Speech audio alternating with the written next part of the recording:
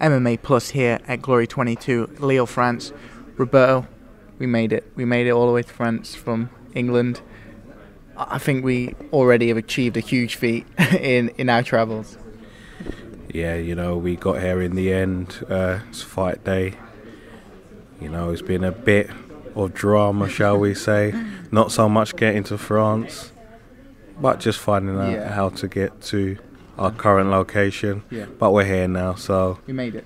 We made it, and we're gonna continue to be positive. So that's all that matters. Main event: Rico Verhoeven defending his Glory Heavyweight World Championship against Benjamin Adegbuyi. As many people know, Adegbuyi was originally scheduled to face Anderson Braddock Silva at Glory 21 San Diego the other month. Had to pull out with an injury. He's now here. He's fighting for the World Championship. Big step up for him, but how do you think he fares against Verhoeven? You know, I've just got a sneaking suspicion, you know. He's got a chance. He's got a good chance, you know. He's got as much of a chance as Verhoeven had when he went into the original heavyweight tournament and was crowned champion. You know, I think currently he's working with an amazing crop of fighters in Romania. I think, as he said in previous videos, he's blessed to be working with probably one of the strongest outfits or collectives since the Golden Glory days, where when you had Golgan Saki, Sammy Schultz, and so forth. So I think he'll be ready. He'll be ready for this fight. Do you feel that Verhoeven has some, things to prove? You know, that Errol Zimmerman fight ended a bit controversially. Zimmerman got injured. Before that, Verhoeven lost New Year's Eve show, Kunlun. I think the pressure's on him now. He kind of has to come here in France, and he needs a big victory. He needs a decisive victory. If we pan our minds back, he has had quite a lot of decisions, and a lot of fighters such as Daniel Guita have berated him for that. To say the fact that as a heavyweight, he's not finishing as much as he should be. If he can beat Adegbuyi convincingly, I think automatically he moves back up as the best heavyweight in the world. What do you think? I totally agree, but unfortunately that spectre, that cloud of the performance in Kunlun at the beginning of the year still hovers over him. So, undoubtedly he'll be one of the top heavyweights in the world. He is champion. There's no two ways about it, whether people like it or not. He is a deserving champion, but I think, post this fight, I would hopefully like to see a chance for redemption for the champion if he beats his opponent. Yeah. Prediction though? What are you going for? Believe it or not, I'm gonna go for the shock. I think his opponent is just as hungry as he was when he was going for the strap. He seems supremely confident. He has one thing over Verhoeven that Verhoeven, I believe, doesn't currently possess, is stopping power, and I think I could see a late stoppage. Probably going to be wrong, I'm not going to lie, but I'm gonna go for the underdog. I feel Verhoeven's too technically superb. Nothing against Adegbuyi, great fighter, but we've seen it time and time again with Verhoeven. He gets the victory when he needs to get it, and I think he'll do the same here in France. We also have a Glory contender tournament on the show. Sitthichai going up against Davit Kiria, and Jauncey against late replacement Crice Boussoukou. Obviously, Nicholas Larson was supposed to take that spot. He got injured. What do you think of the tournament brackets?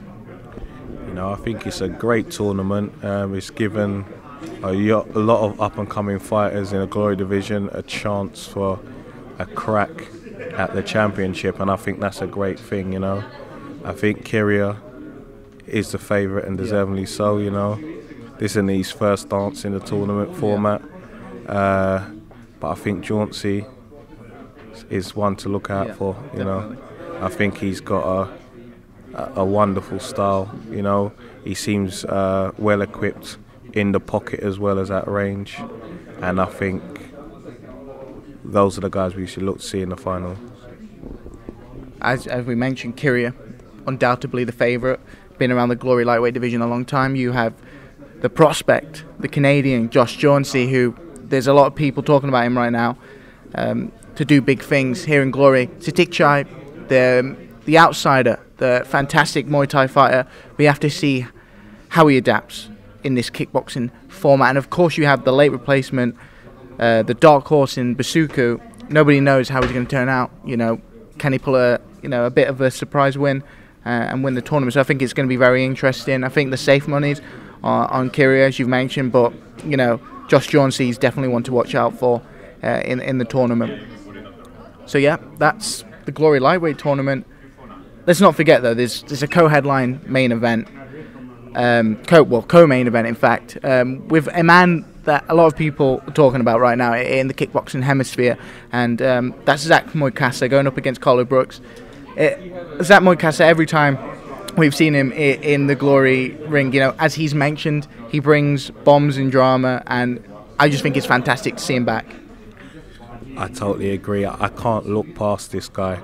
It's complete and utter biased. I don't care who he fights. I saw the video yesterday on the way down, and I just think he's a gent. He's a quality fighter, ever improving. After making a transition from boxing to kickboxing, and I just think he's a quality person inside and outside the ring. So I can only see one winner. I don't care who he's fighting. No offense to his opponent, who is also a great fighter, but he is just an amazing person. I find it hard to bet against him. Sorry.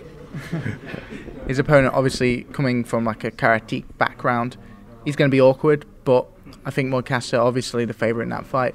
And as we've mentioned, after the Pat Barry knockout, everything just seems to be going in the way of Moicasa is his next big name.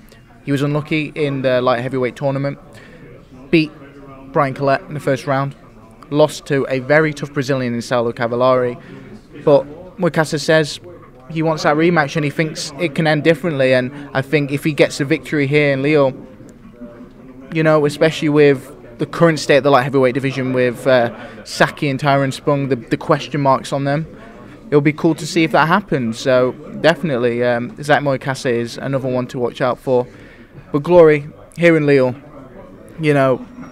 this European show, we've not seen a European show for about a year and a half now. What do you think about Glory coming back to Europe, coming back to its roots? It's way overdue, way overdue. It was needed, and I'm glad they're back. Let's see a lot more, Definitely. A lot more over here. UK show, hopefully. Yes, hint. Please, hint. Glory. But yeah, that wraps up the MMA Plus Glory 22 preview show. Obviously, you can catch it live on Eversport TV Friday, and it will be also shown on Spike TV Saturday. So thank you everybody for watching our preview, and enjoy Glory 22.